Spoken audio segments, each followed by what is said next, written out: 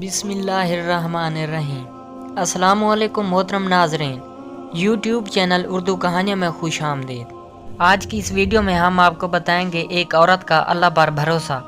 ایک زید شخص کا بیان ہے کہ میں حج کرنے کے لیے اپنے گھر سے روانہ ہوا تو میں نے راستہ میں ایک عورت دیکھی جو بغیر زاد راہ اور سواری کے پیدل اللہ پر بھروسہ کر کے چلتی جا رہی تھی اور ذکر الہی میں مصروف تھی۔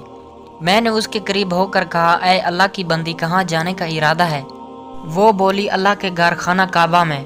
میں نے کہا، تمہارے پاس سفر کا سامان اور سواری نہیں دیکھ رہے؟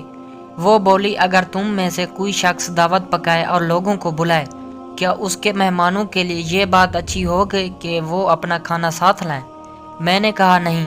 پھر اس عورت نے کہا، اللہ پاک کی ضیافت اس سے زیادہ حق رکھتی ہے۔ پھر وہ ہمارے ساتھ آئی اور پتھریلی زمین پر اتری اور کہتی تھی، میرے رب کا گھر کہاں ہے؟ اس سے کہا گیا کہ ابھی تھوڑی دیر بعد تو اسے دیکھ لے گی۔ جب وہ مسجد حرام میں داخل ہوئی تو اس سے کہا گیا کہ یہی تیرے رب کا گھر ہے۔ اس نے اپنا سر کعبہ کی چوکھٹ پر رکھا اور بار بار یہ کہتی تھی، یہ میرے رب کا گھر ہے، حتیٰ کہ اس کی آواز بیٹھ گئی۔ جب ہم نے اس کی طرف دیکھا تو وہ فوت ہو چکی تھی۔